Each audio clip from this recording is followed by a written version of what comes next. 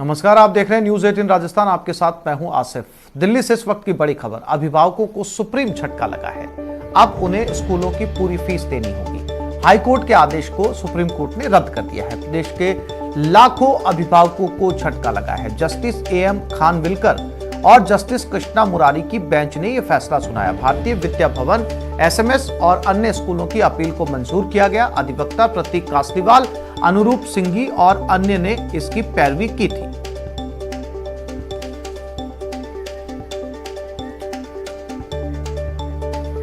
और इसी खबर पर ज्यादा जानकारी के लिए बात करते हैं हमारे दिल्ली संवाददाता सुशील पांडे से। सुशील, हाईकोर्ट के फैसले को पूरी तरीके से सुप्रीम कोर्ट ने खारिज कर दिया।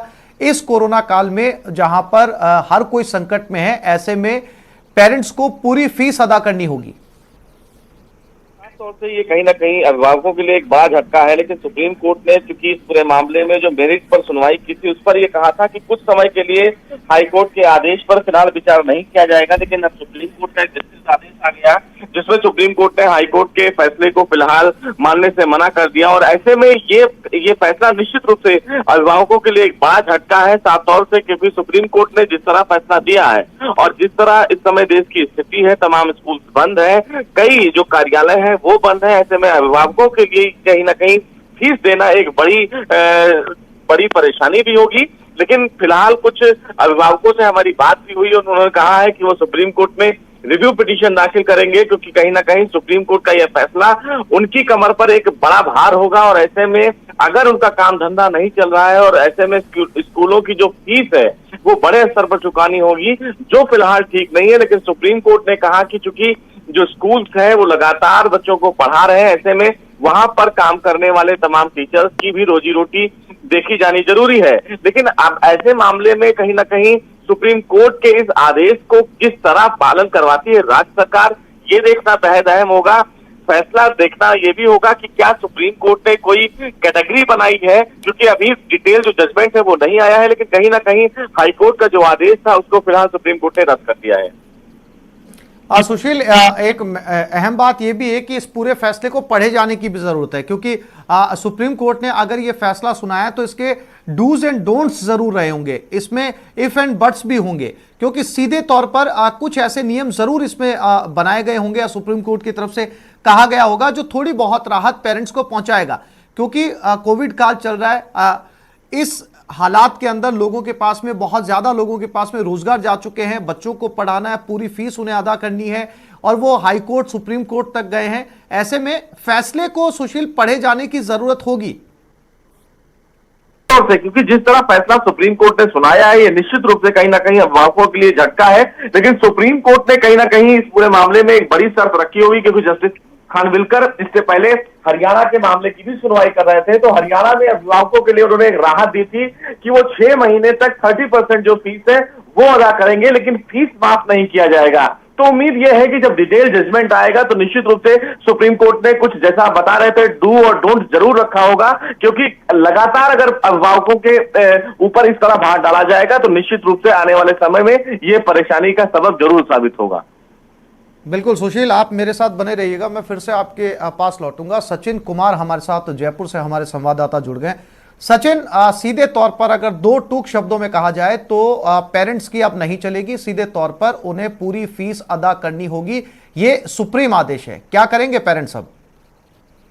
देखिए, जैसे कि सुशील बता रहे थे कि पेरेंट्स रिव्यू पिटीशन लगाने की बात कह रहे हैं, ये उनका अधिकार है। लेकिन फिलहाल देखिए, ये इस 8 फरवरी को जो एक अंतरिम आदेश आया था, जो मेरिट पे सुनाया गया था, आदेश का अंतरिम आदेश, उसमें भी ये इसी तरह का फैसला था। कुछ नया इसमें हुआ नहीं है, बस हुआ ये है कि इसमें मोहर लग गई है, क्योंकि पहले ही सुप्रीम कोर्ट 8 फरवरी को आदेश सुना चुका है अंतरिम रोक लगाते हुए राजस्थान हाईकोर्ट के फैसले पर, कि अभिभावक जो है वो 6 किस्तों में फीस दे सकते हैं। पहली किस्त जो है वो 5 मार्च से शुरू होगी। लेकिन अभिभावकों को ये उम्मीद थी कि जब फाइनल फैसला आएगा तो शायद उसमें कुछ राहत उनको मिल सकती है, लेकिन ऐसी राहत मिलती हुई दिखाई नहीं दे रही है। अभी तक यही सामने आया है कि जो सेटिस्फाइड कर दिया गया राजस्थान हाईकोर्ट का जो 18 दिसंबर का जो फैसला था उसको रद्द कर दिया गया। राजस्थान हाईकोर्ट ने कहा था कि जो माध्यमिक शिक्षा बोर्ड से जो स्कूल संबंध रखते हैं, जो एफिलेटेड है, वो 60% फीस लेंगे और जो सीबीएसई से रिलेटेड स्कूल है वो 70% फीस लेंगे। इस तरह का आदेश जो है वो भी ट्यूशन फीस का जो है फैसला था हाईकोर्ट का कि वो उनको देना होगा। उसके खिलाफ राजस्थान की जो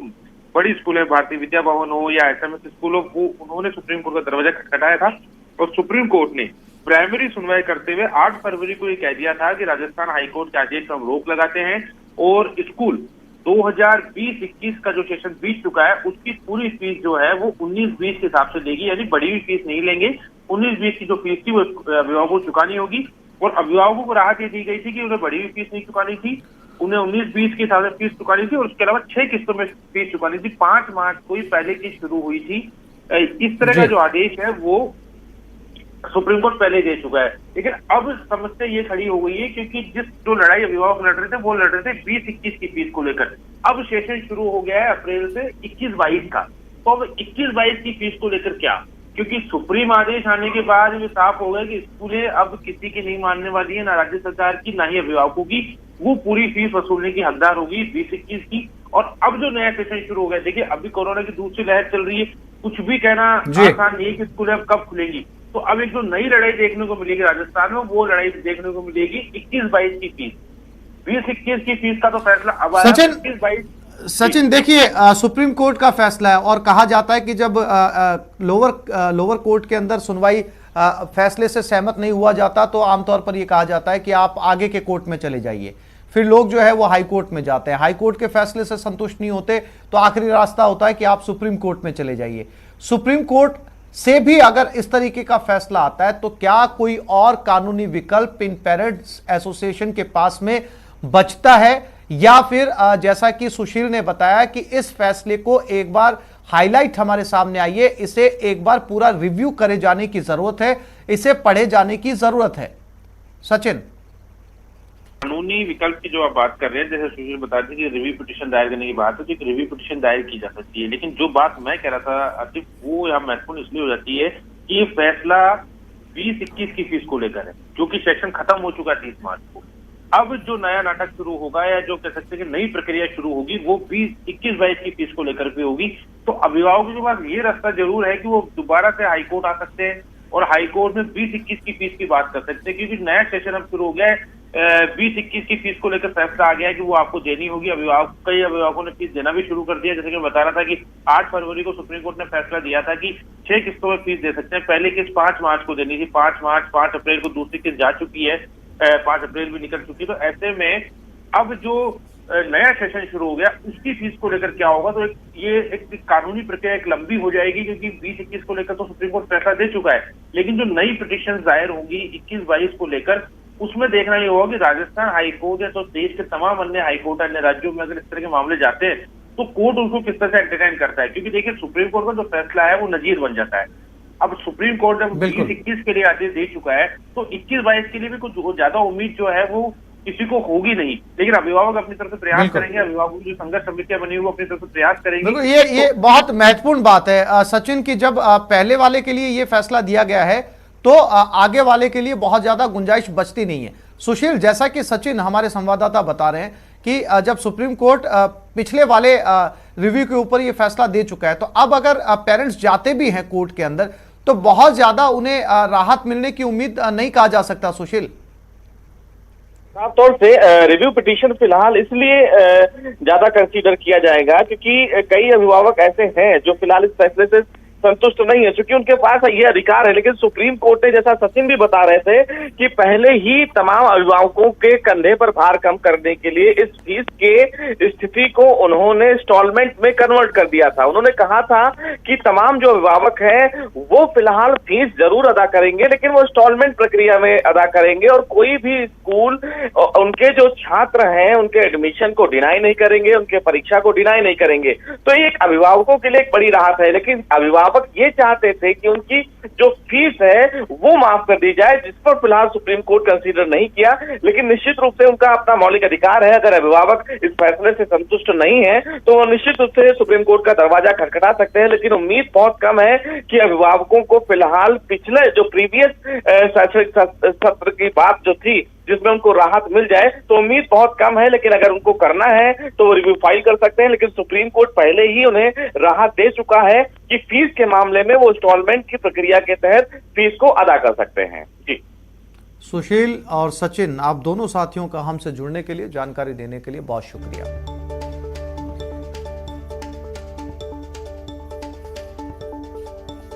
और अब बात रफ्तार के कहर की करते हैं। प्रदेश के दौसा शहर में रफ्तार का कहर देखने को मिला। 3 अलग अलग हादसों में कई लोग घायल हुए, वहीं एक युवक की मौत हो गई। सदर थाना के मित्रपुरा में 2 ट्रकों में जोरदार टक्कर हुई। वहीं दूसरी तस्वीर भी दौसा की है। यहां अज्ञात वाहन की टक्कर से युवक की मौत हो गई।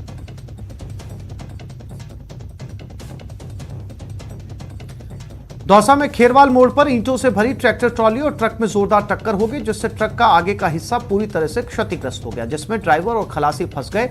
घटना की जानकारी मिलने के बाद पुलिस मौके पर पहुंची और 1 घंटे की कड़ी मशक्कत के बाद दोनों को ट्रक से बाहर निकाला। ड्राइवर खलासी को गंभीर हालत में जिला अस्पताल में भर्ती करवाया गया है।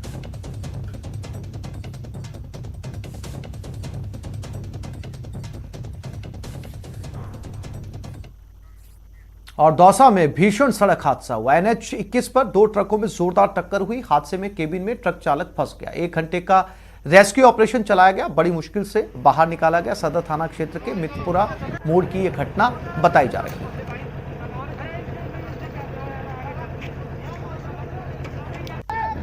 और ये तस्वीरें आपके सामने, ट्रक कितनी बुरी तरीके से या बहुत जोरदार तरीके से टकराया था और केबिन पूरी तरीके से पीछे ट्रक की बॉडी के पिचक गया। गनीमत ये रही कि ड्राइवर इसमें बच गया, लेकिन बचने के साथ ही ड्राइवर के पास कोई रास्ता नहीं था बाहर निकलने का, क्योंकि केबिन पूरी तरीके से डैमेज हो चुका था। दरवाजे नहीं खुल रहे थे, शीशा नहीं टूट पा रहा था। अब ऐसे में फोन करके रेस्क्यू टीम बुलाई गई और 1 घंटे के बाद क्रेन की मदद से इस ड्राइवर को बाहर निकाला गया।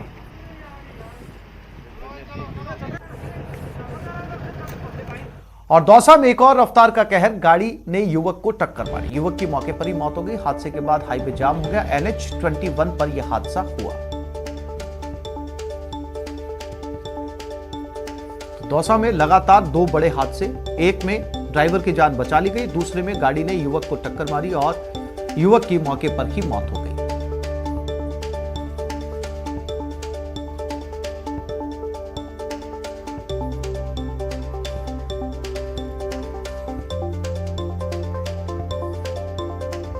और कोरोना काल में जहां कई लोग मानवता की मिसाल कायम कर रहे हैं, वहीं कई लोगों ने इस आपदा को लूट का अवसर मान लिया। जालोर के सांचौर में भी कोरोना इलाज के नाम पर लूट मची है। ऐसा ही एक लुटेरा हॉस्पिटल है, बी लाल हॉस्पिटल, जहां लोगों को कोरोना इलाज के नाम पर लूटा जा रहा है।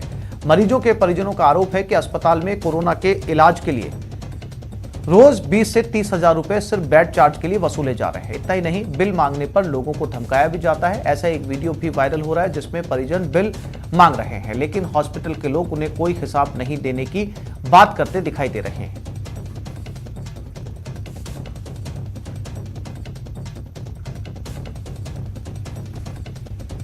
कोरोना महामारी में बीलाल हॉस्पिटल सांचौर द्वारा मरीजों को, जो कोविड के मरीज है, उनसे प्रतिदिन 20,000 रुपये बेड चार्ज के रूप में लिया जा रहा है, जो कि सरासर गलत है। बीलाल हॉस्पिटल द्वारा लूट मचा रखी है। मेरे रिश्तेदार को मैंने 5 दिन एडमिट रखा, उसके बदले में ऑक्सीजन और दवाइयों के अलग जिसका नकद पेमेंट किया, बेड चार्ज के रूप में प्रतिदिन 20,000 रुपये के हिसाब से वसूल किए गए। पेमेंट आप ले रहे तो आप अंदर को देंगे ना। अभी आपको किससे बात करना, आप करो तो 6 फुट लगाने बाद कोई रिकॉर्ड नहीं है। जमा कराया था ओपे कोई अपन नहीं है, वो अपना जमा पड़े ये वाटर का दिखा और नीचे हो रहा है। मैं के पास नीचे आप कॉल पर बुला रहा हूं उनको। मेरे को डिटेल दो, डिटेल दो। अच्छा बात नहीं करनी है, मुझे डिटेल दे तो मैं पैसा देंगे। कोरोना काल में ऑक्सीजन की बढ़ती मांग को देखते हुए जिला अस्पताल में एक अतिरिक्त ऑक्सीजन प्लांट लगाया जा रहा है। राष्ट्रीय स्वास्थ्य मिशन की ओर से लगाए जा रहे इस प्लांट का काम युद्ध स्तर पर जारी है। जिला अस्पताल प्रशासन का दावा है कि 1 महीने के अंदर ऑक्सीजन प्लांट पूरी तरीके से तैयार हो जाएगा। हमारे संवाददाता आशीष शर्मा ने प्रमुख चिकित्सा अधिकारी डॉक्टर सेल मीणा से बात की और नए ऑक्सीजन प्लांट का जायजा लिया। पूरे देश में ऑक्सीजन की कमी का सामना करना पड़ रहा है। ऑक्सीजन की कमी को देखते हुए जैसे ही दूसरी लहर का संक्रमण तेजी से फैला, तो दौसा जिला अस्पताल में एक और प्लांट लगाया जा रहा है। इस प्लांट को केवल 15 दिन पहले ही इसके ऑर्डर हुए हैं और उसके बाद में प्लांट का बनना शुरू हो चुका है। बताया जा रहा है कि पूरे 1 महीने में ये प्लांट लगकर यहाँ पर तैयार हो जाएगा और उसके बाद में प्रति मिनट 150 लीटर ऑक्सीजन उपलब्ध हो सकेगी। ऐसे में ये बड़ी संख्या में जो यहाँ पर कर्मचारी हैं वो काम कर रहे हैं कि जल्दी से जल्दी इस ऑक्सीजन प्लांट को तैयार किया जाए, ताकि जल्दी से जल्दी जो अंदर मरीज भर्ती हैं उनको ऑक्सीजन मिल सके। क्योंकि अभी ऑक्सीजन को खरीद कर लाना पड़ता है। जो सिलेंडर है करीब 288 सिलेंडर जिला अस्पताल में मौजूद हैं, उनको अलवर के भिवाड़ी से भरकर लाया जाता है। ऐसे में नया प्लांट होने से 150 लीटर प्रति मिनट की सप्लाई पहले हो रही है और 150 लीटर प्रति मिनट की अब हो जाएगी। हम प्रमुख चिकित्सा अधिकारी डॉक्टर CR मीणा से बात करते हैं। सर, कितना उत्पादन होगा, क्या फायदा होगा? इसका 300 लीटर पर मिनट का जनरेशन प्लांट से प्रोडक्शन है, तो उससे हमको काफ़ी राहत मिलेगी। हालांकि नंबर ऑफ पेशेंटों की संख्या बढ़ रही है, उसके अलावा हमको और भी एक्स्ट्रा सिलेंडरों की व्यवस्था रख रखी है। हमने 100 सिलेंडर कलेक्टर साहब ने परचेज करवाए, 200 सिलेंडर 188 सिलेंडर हमारे पास हैं ऑलरेडी। तो इनको हम 75 का हमारी capacity allotment 75 cylinder per day का अलॉटमेंट कर रखा भिवाड़ी से, वो हम पर डे का भरवाने का अलॉटमेंट हुआ है हमारे दौसा डिस्ट्रिक्ट हॉस्पिटल के लिए। ये प्लांट कब तक बनकर तैयार हो जाएगा? प्लांट का यहाँ के जो AEN साहब है OP विश्नोई ना 1 महीने विदिन ए मंथ में इसको कंप्लीट करने का वो हमको आश्वासन दिया है। बिल्कुल, कोरोना की लहर जितनी तेजी से फैल रही है उसी तेजी से ये काम चल रहा है कि 1 महीने के अंदर इस प्लांट को तैयार करने का टारगेट रखा गया है और उस टारगेट को पूरा होता हुआ भी नजर आ रहा है, क्योंकि बड़े युद्ध स्तर पर यहाँ पर काम चल रहा है। ऐसे में जब दौसा जिला अस्पताल में 2 ऑक्सीजन प्लांट होंगे तो निश्चित रूप से जो कोविड-19 के मरीज हैं उनको फायदा होगा और उनकी जानें बच सकेंगी। आशीष शर्मा, न्यूज 18, दौसा। वन और पर्यावरण मंत्री सुखराम बिश्नोई ने जालोर में कोविड केयर सेंटर का निरीक्षण किया। इस दौरान उन्होंने दवाओं और उपकरणों के लिए विधायक कोष 87 लाख रुपए देने का ऐलान किया। इस राशि से दवाओं की खरीद के साथ साथ 45 लाख रुपए की लागत से सांचौर में ऑक्सीजन प्लांट लगाया जाएगा। मंत्री से खास बात की हमारे संवाददाता श्याम बिश्नोई ने।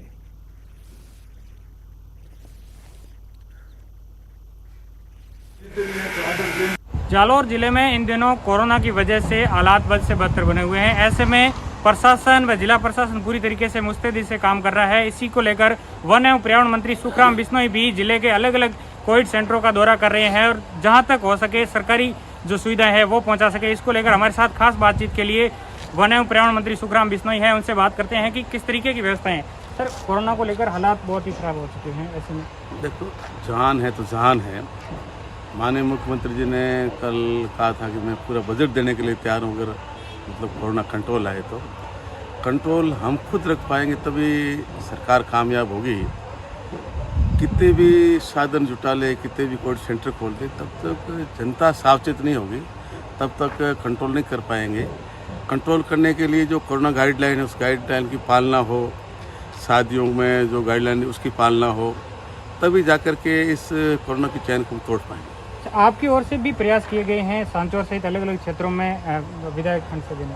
मैंने ऑक्सीजन की कमी को देखते हुए सांचौर में एक ऑक्सीजन प्लांट के लिए 45 लाख रुपए MLA कोर्ट से दिए हैं और 42 लाख रुपए जो हमारी PSC CSC उपकरण खरीदने के लिए, दवाई खरीदने के लिए अलग से दिए। भामाशाहों की ओर से भी सांचौर में कुछ प्रयास किए जा रहे हैं ताकि निःशुल्क लोगों को हमारे मेरे विधानसभा के आर्डर से के बाबूलाल जी भंसाली है, उन्होंने ये भंसाली हॉस्पिटल बंद पड़ा था उसको पुनः चालू करके वहाँ अपनी तरफ से 50 बेड लगेंगे और बिल्कुल फ्री ट्रीटमेंट कोरोना का वो करने जा रहे हैं। वन एवं पर्यावरण मंत्री सुखराम बिश्नोई पूरी तरीके से मुस्तैदी के साथ अपने जिले के लोगों को कोरोना के प्रकोप से बचाने को लेकर जुटे हुए हैं। ऐसे में उन्होंने यहाँ पर चिकित्सा सुविधाओं में सुधार करने को लेकर विधायक फंड से भी अच्छा बजट दिया है। साथ ही भामाशाहों को प्रेरित करके यहाँ पर निःशुल्क 50 बेड का जो कोविड सेंटर है वो भी तैयार किया गया है। श्याम बिश्नोई, न्यूज 18 राजस्थान, जालोर। दौसा जिला अस्पताल में संचालित RT-PCR लैब में अब एक और मशीन आ चुकी है जिसमें प्रतिदिन सैंपल टेस्ट की क्षमता बढ़ चुकी है। पहले लैब में सिर्फ 2 मशीन थी जिससे करीब रोज 1000 टेस्ट हो रहे थे। अब एक और मशीन आने से रोज करीब 1500 जांचें हो सकेंगी। इसको लेकर RT-PCR लैब प्रभारी हिमांशु बापीवाल से बात की हमारे संवाददाता आशीष शर्मा ने।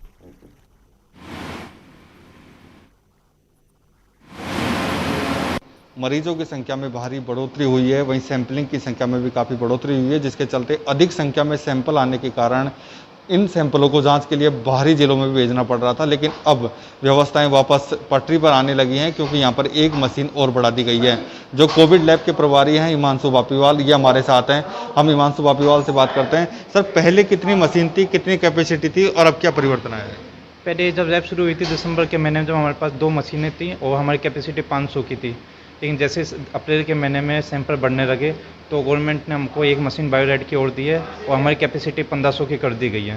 और इस महीने में हम करीब 23,000 से ऊपर के सैंपल जांच कर चुके हैं और करीब 1500 सैंपल हमारे पास डेली के आ रहे हैं। एक मशीन में कितने सैंपलों की जांच हो पाती है?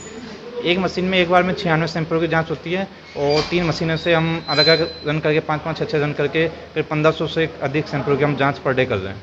बिल्कुल, जो पहले जो समस्या आई थी, क्योंकि अप्रैल में काफ़ी संख्या में मरीजों की संख्या बढ़ी और सैंपलिंग भी काफ़ी संख्या में हुए, इसलिए बाहरी जिलों में भेजे गए, लेकिन अब यहाँ पर 1500 से अधिक सैंपलों की प्रतिदिन जांच हो सकती है। ऐसे में वो समस्या भी नहीं आएगी और जो कोविड-19 के जो मरीज हैं उनकी तत्काल पहचान हो सकेगी, पहचान होने के बाद उनको उपचार भी मिल सकेगा। ऐसे में सरकार ने यहाँ पर एक नई मशीन उपलब्ध करा दी है, जिससे निश्चित रूप से कोविड मरीजों के लिए फ़ायदा होगा। आशीष शर्मा, न्यूज़ 18, दौसा। सवाईमाधोपुर जिले में कोरोना के कारण रोडवेज व्यवस्था भी बुरी तरह से प्रभावित है। कोरोना संक्रमण के कारण यात्री भार कम होने के चलते राजस्व घाटा झेल रहे सवाईमाधोपुर डिपो से अब भी आधी बसें संचालित हो रही हैं। इसका जायजा लिया हमारे संवाददाता गिरिराज शर्मा ने। सवाईमाधोपुर जिले में कोरोना संक्रमण बेहद व्यापकता के साथ अपने पैर पसारता चला जा रहा है, जिसके चलते सवाईमाधोपुर जिले में भी आवागमन के साधनों पर इसका बेहद विपरीत प्रभाव देखने को मिल रहा है। एक और रेलवे ने जहां कई ट्रेनों को रद्द कर दिया है, तो वहीं दूसरी ओर सड़क यातायात पर भी अब इसका बेहद विपरीत प्रभाव देखा जा सकता है। हम इस वक्त खड़े हैं सवाईमाधोपुर जिला मुख्यालय के रोडवेज डिपो पर, जहां पर मैं आपको ये जानकारी दे दूं कि सवाईमाधोपुर जिले से पहले 35 बसें विभिन्न मार्गों पर संचालित हुआ करती थी, जिसके चलते जयपुर, जोधपुर, जैसलमेर, भीलवाड़ा, उदयपुर आदि कई मार्गों पर यह रोडवेज बसों का संचालन हुआ करता था। लेकिन अब इन मार्गों पर रोडवेज की संख्या बेहद सीमित कर दी गई है। अब सवाईमाधोपुर रोडवेज डिपो से महज 19 बसें ही संचालित हो रही हैं। वहीं आप सवाईमाधोपुर रोडवेज डिपो का हाल भी देख सकते हैं। यहाँ पर भी यात्रियों की संख्या बेहद कम हो गई है। रोडवेज डिपो पर भी यात्रियों की संख्या बेहद सीमित हो गई है, जिसके चलते रोडवेज डिपो पर भी अब सन्नाटे का आलम है।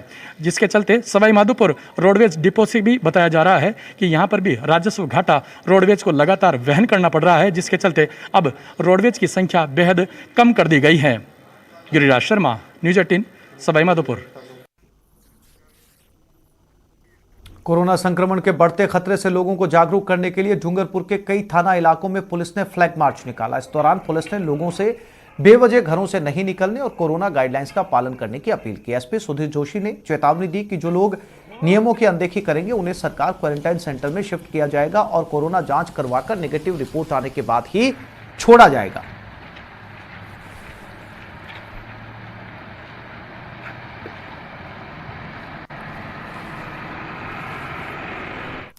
सवाईमाधोपुर जिले में कोरोना के कोहराम के बावजूद भी लोग बेपरवाह बने हुए हैं। ऐसे में जो लोग सरकार की गाइडलाइन की पालना नहीं कर रहे, उन पर पुलिस प्रशासन नकेल कस रहा है। इसका जायजा लिया हमारे सवाईमाधोपुर संवाददाता गिरिराज शर्मा ने।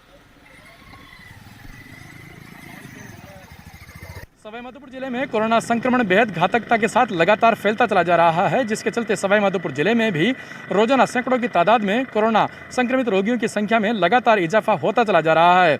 बावजूद इसके लोग समझ नहीं रहे हैं, सरकार द्वारा जारी की गई गाइडलाइन का पालन नहीं कर रहे हैं। लगातार समझाइश के बावजूद भी लोग समझने का नाम नहीं ले रहे, जिसके चलते पुलिस प्रशासन ऐसे लोगों के खिलाफ सख्ती से पेश आ रहा है। आप सवाईमाधोपुर जिला मुख्यालय पर देख सकते हैं। सवाईमाधोपुर जिला मुख्यालय के हम इस वक्त कोतवाली के समक्ष जहां पर खड़े हुए हैं, यहां पर पुलिस लगातार ऐसे लोगों पर लगाम कसने का प्रयास कर रही है जो लोग बेवजह सड़कों पर घूम रहे हैं तथा सरकार द्वारा जारी की गई गाइडलाइन का उपयोग नहीं कर रहे हैं। ऐसे लोगों को रोका जा रहा है तथा उनके खिलाफ चालान बनाने की कार्यवाही को भी लगातार अंजाम दिया जा रहा है। यहाँ पर आप देख सकते हैं लगातार ऐसे लोगों के खिलाफ चालान बनाए जा रहे हैं। वहीं पुलिस प्रशासन के द्वारा लगातार ऐसे लोगों पर सख्ती से कार्यवाही की जा रही है।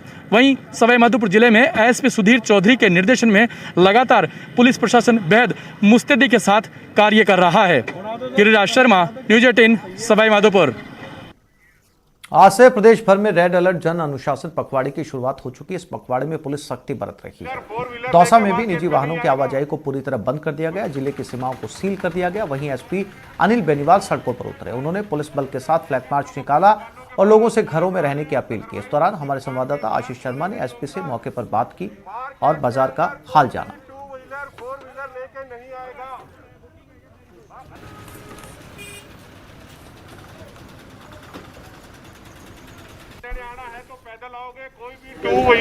महामारी रेड अलर्ट जन अनुशासन पखवाड़े का आज शुभारंभ हो गया है और यहाँ पर प्रत्येक तरीके से जीरो मोबिलिटी लागू करने की कोशिश की जा रही है। लोगों की आवाजाही बंद करने की कोशिश की जा रही है। जो निजी वाहन है उनको रोका जा रहा है, किसी भी तरीके से निजी वाहनों की आवाजाही नहीं हो। खुद एसपी अनिल बेनीवाल यहाँ पर मुनादी कर रहे हैं, लोगों से समझाइश कर रहे हैं, अनाउंस किया जा रहा है कि लोग घरों से बाहर नहीं निकले और जो निजी वाहनों का उपयोग नहीं करें। हमारे साथ दौसा एसपी हैं अनिल बेनीवाल जी। सर, किस तरह की कोशिश की जा रही है कि लोगों को समझाया जाए? देखो, अभी रेड अलर्ट जन अनुशासन पखवाड़ा से लागू हो गया है और किसी भी टाइप की नॉनसेंस हम लोग बर्दाश्त नहीं करेंगे। अगर गाइडलाइंस में 1% भी किसी ने उसकी पालना नहीं की तो उसको सीज कर दिया जाएगा। बाज़ारों में कोई 2 व्हीलर 4 व्हीलर आदमी अपना लेके नहीं आए, किसी को सामान खरीदना है तो पैदल आए। और जिस भी दुकान के बाहर गोले नहीं बने होंगे, अनुशासन की पालना नहीं हो रही होगी, उसको सीज किया जाएगा। आपके माध्यम से सभी लोगों से यही अपील है कि ये जो बार बार गाइडलाइंस जारी हो रही हैं इसको समझें और आप लोग अपना योगदान दें ताकि इस जो महामारी इतनी भयानक रूप से यहाँ पे फैल चुकी है उस पर कंट्रोल किया जा सके। सीमाओं को भी सील किया गया है, जिले की सीमाओं। बिल्कुल, जिला की सीमाओं को भी सील किया गया है। कोई भी आदमी अपने निजी वाहन से, अपने प्राइवेट पर्सनल काम से ना तो दौसा जिले से बाहर जाने दिया जाएगा, ना ही दौसा जिले के अंदर आने दिया जाएगा। अगर कोई मेडिकल इमरजेंसी है या कोई आदमी गवर्नमेंट कर्मचारी है जिनके ऑफिस खुले हैं, कोई इमरजेंसी सर्विसेज से रिलेटेड आदमी है, उसी को ही मूवमेंट अलाउ है। निजी वाहन से कोई मूवमेंट अलाउ नहीं किया जाएगा। बिल्कुल, कोशिश यही की जा रही है कि निजी वाहनों की आवाजाही कम से कम हो ताकि लोगों का जो मूवमेंट है वो रुके और जो कोविड-19 का संक्रमण हो रहा है इसको किसी भी तरीके से रोका जाए। यही प्रयास दौसा प्रशासन भी कर रहा है। सरकार भी बार बार गाइडलाइन जारी कर यही लोगों से अपील कर रही है कि लोग घरों में रहें और बिना वजह घर से बाहर नहीं निकले। आशीष शर्मा, न्यूज़ 18 दौसा। और कोरोना काल में लापरवाही मत बरतिए, हालात को समझें, घर में रहें। छोटी सी चूक हो सकती है जानलेवा। टीका है आया पर नहीं है कोई दवा। 2 गज की दूरी, मास्क है जरूरी। सावधान रहें, सुरक्षित रहें।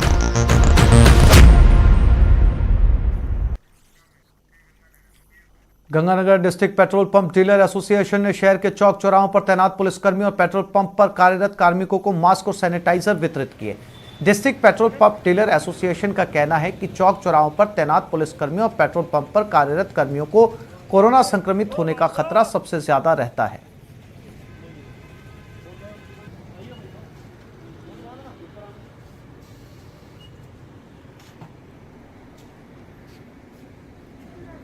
हम पूरे ज़िले में पेट्रोल पंप कर्मचारियों को सैनिटाइज़र बांट रहे हैं, मास्क बांट रहे हैं और पेट्रोल पंप के जो मेरे डीलर भाई हैं उनको सबको भी मैं निवेदन कर रहा हूं कि वो इसमें आगे आकर अपने सभी पंप कर्मियों को और जहां पर पुलिस लगी हुई है, ट्रैफिक पुलिस लगी हुई है और जो कर्मचारी आज सेवा कर रहे हैं इस महामारी, वैश्विक महामारी में, उन सबको सैनिटाइज़र बांटकर अपना जो छोटा सा योगदान है वो हम लोग कर रहे हैं और करना चाहिए।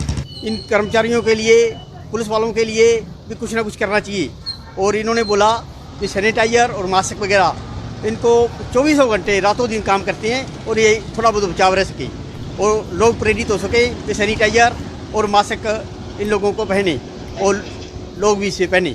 बहुत अच्छा है सर जी, बहुत बढ़िया है। ग्राहकों वास्ते सही है और अपने वास्ते भी बहुत सही है। कैसा लग रहा है आपको, क्योंकि आप लोगों को सैनिटाइजर और मास्क उपलब्ध कराए गए, अभी तक तो किसी ने बांटे नहीं, तो कैसा लग रहा है? तो इस बुलेटिन में फिलहाल इतना ही। नमस्कार।